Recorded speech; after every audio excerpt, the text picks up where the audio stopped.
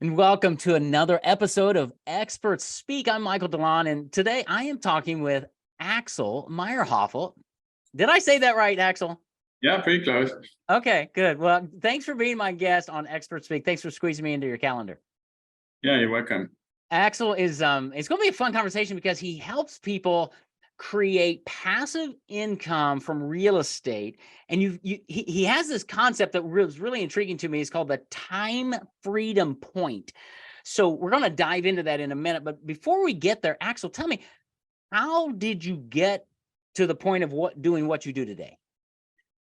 Well, in a nutshell, I was an officer in the Air Force and was flying with aircraft, and that you can only do to a certain age because it's pretty stressful on your body, somewhere typically around early 40s. So in my contract, it said, okay, you can fly till 41, and then, as I always said, you can either fly a desk or get out. So I didn't want to. It's kind of funny because, I mean, today, if you look around, I'm having like 2 laptops and multiple monitors and stuff. So it looks like I'm flying a desk, I guess. But at the time, at the time, I thought, no, that's not really what I want to do. So retired from the Air Force, got immediately recruited into a software company. But I also realized, okay, early 40s, there's not really that much time left to build something significantly in the traditional way. And you have to keep in mind that happened right around, when doc.com and all these kind of weird websites went bust in the early 2000s. Okay. So for me, it was, okay, stocks is probably not it, but we need to do something. And I started researching and found, okay, most successful people or people who had some money did something with real estate, and that triggered it. And even though we had dabbled in it privately a little bit, it got way more serious with, taking courses and paying other people to teach us and mentor and coach. And so I kept doing this and building this portfolio. And obviously, when you meet friends and colleagues and stuff, they ask, hey, what are you up to? What are you doing? And every so often I said, oh, yeah, I'm working on getting to the closing of this house in Ohio. Or, well, maybe if everything works out, I'm going to get this house in the Quad Cities west of Chicago. And so people kind of got curious and started saying, well, tell me more. And when I started talking about why I'm doing it and how I'm doing it and stuff, it was like, you should make this kind of like a profession, right? And I have always liked helping people. I mean, I was an instructor in the Air Force, and then in the software company, I was responsible for training and customer service. So it was kind of like a normal or kind of natural bridge. Yeah. And ever since, we have basically professionalized it a little bit, and now we are mentoring people to do the same thing. Excellent. That's really, really cool. I love flying a desk. That's going to like stick in my mind. So reminds me of Snoopy in the cartoon, this Peanuts cartoon. He's flying a doghouse, right? Yeah, exactly. So let's dive in deep, because I think, right now is I mean, there's always a good time to be in real estate, because real estate is one of those assets that kind of over time it appreciates, and there's passive income that's created there to set you up for, a lot of times, for retirement. And then there's lots of things you can do. But talk a little bit about what's going on in the mind of one of your clients around how what are they thinking, I guess, and who is this really good for? Who do you help? Yeah, I would say when you talk about client, I at least look at it as kind of two almost distinct and kind of a little bit separate communities, mainly separate by age. The one is the community of people that went to college, started into their profession, maybe got some management job and so forth, and start realizing, do I really want to do this another 35 years? And oftentimes the answer is no. But then it also means, even if the answer is no, that doesn't mean I'm just going to quit and do nothing anymore. So I have to have some sort of a transition. So that's the group, I always say, like something between 25 and 40. And the reason I'm saying this, because the journey to the time freedom point takes, if you want to have a round number, about 10 years. Okay. Right? So if you're 35 and you say, okay, I don't want to wait until I'm 65, or by the time the government gets around to that, it's probably more like early 70s to retire. I would like to do this at 45 or 40 or so, then, take the 10 years and do it. The other group of people is a little later in life, who basically, like last year, for example, I have a bunch of clients who said, I'm really angry kind of with myself and with my financial advisor, because nobody told me that I could lose 25 to 30% in 1 year. Wow. Right? Because if you think about it, a lot of people have investments, especially 401k in the stock market and mutual funds. When the market goes down, then those funds go down, and then your monthly or quarterly balance that you're being told, where you were saying, oh yeah, I'm pretty close. I have like maybe 6 to 8 years left, and then I'm going to go into retirement with all this money. And then a year like 22 comes along, and suddenly that money is 30% less, even though 25 and it took you 20 or whatever years to even get there. Yeah. So then they say, okay, now I understand what they meant when they asked me what kind of risk tolerance I have. Is there something else that I could do? And again, it's basically the same process. It's the journey to this time freedom point, but it takes 8 to 10 years. And if there is a little bit more to start out with, right? If people had already accumulated a certain amount of money, the time gets shorter. If you're literally just starting, then it's a little longer, but that's around the two communities. And the passive income comes basically out of finding well-performing assets. Very interesting. And you mentioned the time freedom point. Let's unpack that as well. What is that? First of all, what is the time freedom point? Well, by definition, or the way I define it or have defined it, is basically to say, under the most common circumstances, you are basically almost mandated or forced to trade your time for money. Mm-hmm. And you learn something, you're good at something, you have a job of some kind or some profession, and because you're doing it for a certain amount of time, you get money, which means for that amount of time, you don't have the freedom to say what you want to do. So the time freedom point, in the relatively literal sense of the definition, is to get to a point where money is no longer the driving force for you to decide what you want to do with time. To have the freedom to do with time what you want to do, instead of having to exchange time for money. Right? And that's also the explanation. If you go one little tiny step further to say, okay, time freedom point, the concept sounds good, but how does it apply to me? Well, the first question you have to answer for yourself, Michael, if you were to ask yourself, for example, you would say, okay, if I look at how much money do I consume or my family consume right now every month for the house and for the car and for eating and for maybe some hobbies and maybe going on vacation, how much on average per month does that add up to? And let's just say, for the sake of argument, you, Michael, came to the conclusion that number is around $4,200 to $4,500. Well, then the time freedom point is the point in time somewhere in the future on the calendar where your passive income matches that number. Okay. So if you say yours is 4,200, well, that might take you 6-7 years. Somebody else might say it's 6,000 for me. That might take him 10 years. It depends on what your number is, and it depends on how aggressively can you invest. But that's basically where it comes from, the freedom to decide what you want to do with your time, based on how much passive income needs to come in. And then obviously the next step is, okay, so now let's say we go with your 4,200 number we just mentioned. You say, okay, well, I get $400 after everything is paid out of a single family house that I bought and that a property manager rents out for me. Right, so you can just say 4,200 divided by 400. How many houses do I need to get to my number? Right, so that's kind of like the starting point where we say, okay, well, so that's basically right around 9 or 10 houses, just on the simple, kind of back of the envelope calculation.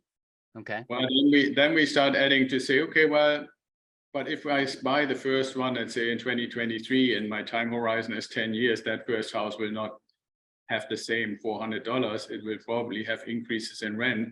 So by the time I get to the time freedom point number, it's probably making me $500 or $600. But then also my cost of living will have gone up. So the number, might be a little less houses or a little more houses, but that's kind of like how many units do you need to actually get to your number. And your number is your number. It's, mine is different. The guy next door's number is different. But the concept remains the same, to say I need to accumulate assets as soon as possible or as quick as possible to reach my number, so I have the freedom to do with my time what I want. Love it. So that's a really clear explanation, because I think sometimes we hear passive income and we think all kinds of things, right? But to put it in a time freedom point to go, I want enough passive income to where it covers all of my living expenses, so that then when I wake up every day, every month, I get to decide what I want to do. And most of us, honestly, are going to keep working. I mean, retirement would kill me. I'm pretty sure. If I retired and went to the beach and looked for seashells every day or played golf every day, I think I would probably die. I've got to be active in doing things and building into people. But that doesn't mean I don't have income on the backside of this to go, you know what? If I have a bad month, it's okay. Everything's covered. I would assume this really reduces stress in life. Yeah, absolutely. I can definitely attest to that. The other part is you right, and I would be the same like you. I would probably also go nuts if retirement would really mean more or less do nothing. Yeah. Or I think if you put it a little more on point is more or less do nothing productive. Yeah. Right. On the other hand, I know quite a few people, partially from our community of mentees, but also just in general, because I always like to maintain relationships where people for a long time had ambitions, passions, and dreams. But not all of those necessarily pay well, or your mastery is high enough to get paid, right? So some people, for example, love to play music, play an instrument, maybe play with a band. But unless you reach a certain level of fame and skill, the gigs that you might get are not really what sustains you, right? But that's still a productive endeavor, both artistically as well as what you do, and you bring joy to people and stuff. It's just not what you typically can use to cover the expenses of your life. If you take that little bit of a twist to the scenario and say, okay, I love to play fill in the blanks instrument as much as I could and get better at it. How cool would it be if I don't need to worry about making income? Because that is what my time freedom has actually arised to determine. I want to do that 1 hour a day or 5 hours a day or 3 days a week or whatever, right? So I think that's another thing, and maybe not directly my duty, but in a sense, we all should start trying to come up with better explanation of what retirement really means, other than, okay, sitting at the beach and sipping a Mai Tai all day long. There are definitely a lot of other things that oftentimes might be extremely enjoyable and desirable, but don't make much money. That's right. And if you could do those because you know you're covered with your passive income, it changes the whole picture quite a bit. Yeah. So, all right, let's just dive in a little bit in the few minutes we have left about buying real estate, because I think it scares a lot of people to go, I don't have enough money to do this, and I definitely don't want to be a landlord. Give us a little bit of help around how do you help people get past some of those maybe the mental barriers of being ignorant, not knowing, because I'm not in real estate. How do you help people kind of bridge those gaps? Right. Like the first thing to understand is that the real estate that you want to own does not have to be, and oftentimes cannot be, anywhere close to where you live and work. If you just take that as a first point. So let's say, for example, I'm in the San Diego area. I know it's a very expensive area to live, and it is basically impossible or almost impossible to get what I would consider well-performing assets, right? And it's not because they don't exist, but because the hurdle or the level of entry, if you say, I can buy a well-performing apartment complex, it just costs $15 million.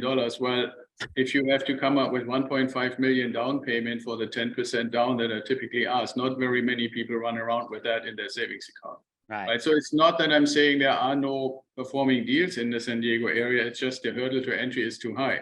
Now flip that, and it's a little bit of a stretch to make that a comparison, but flip that to a fourplex somewhere in Ohio. We are still living in San Diego. We are buying a fourplex in Ohio, just in general. That fourplex in Ohio costs maybe $250,000, right? And yes, you might have to come up with $25,000 or $50,000 if you do the traditional 20% down, 80% finance, but it's still a far cry from 1.5 million for an apartment complex in San Diego.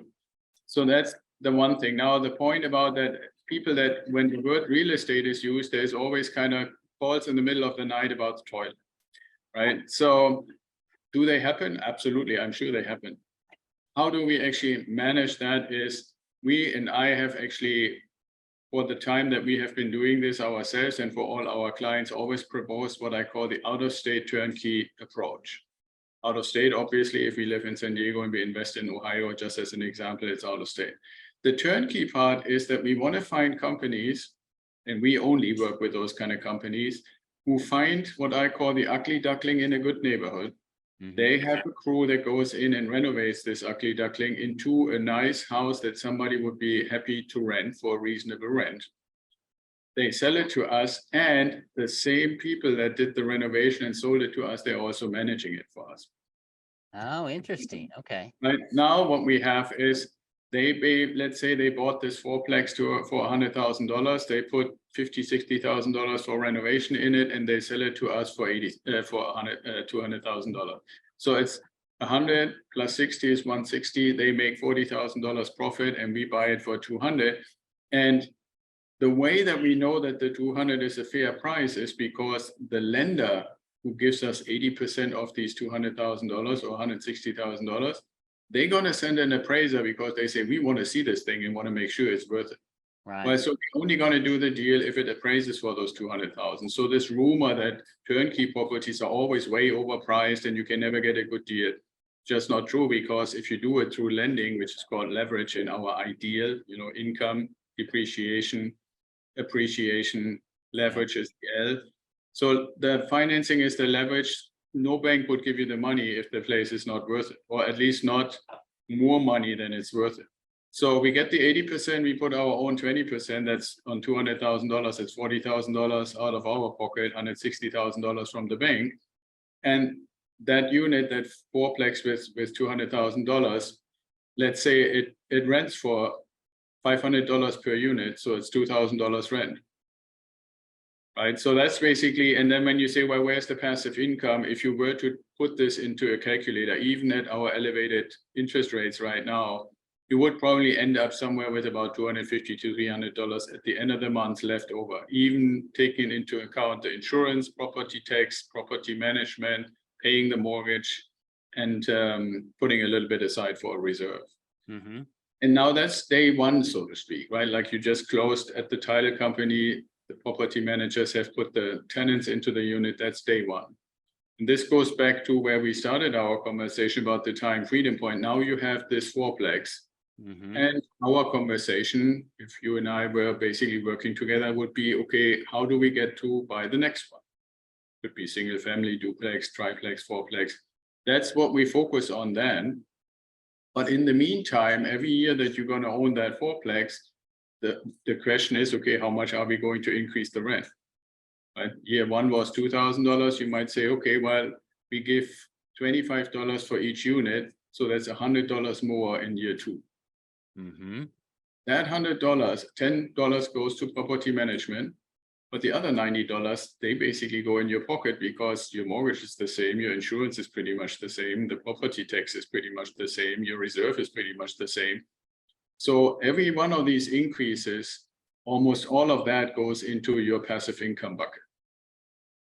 And so if you think about it, this is just one, right? Now think about the time horizon of 8 to 10 years, and let's say you can do one or so every year, or close to it. Obviously, the longer you do it, the faster you can do it, because more and more income comes in that you're not really required to consume because you still have your job, right?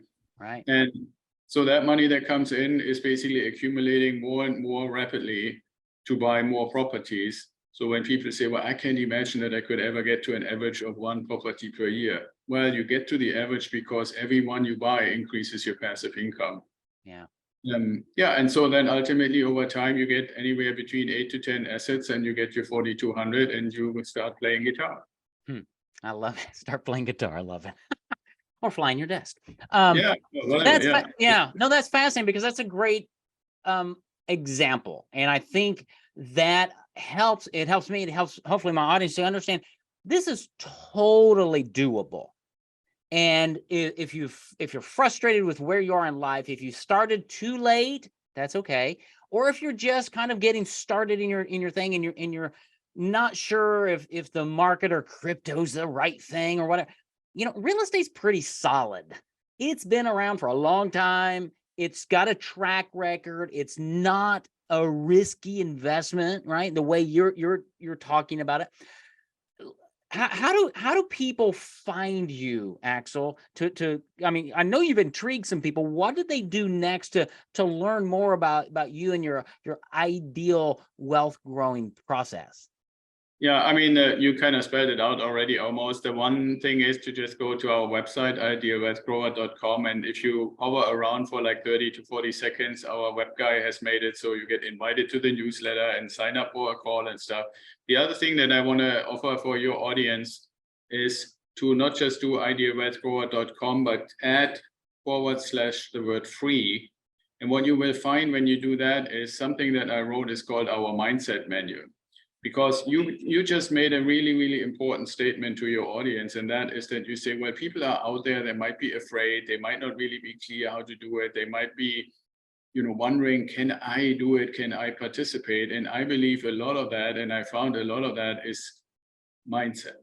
It's like we have been trained by all kinds of external places and on sources to see ourselves in many cases as the victim of the circumstance. And what the mindset manual is actually doing is it helps you to first, number one, find out where on the spectrum between the victim of the circumstances and the creator of my own future do I fall right now. And then it doesn't really matter unless you are already the creator in your mind, the creator of your own future.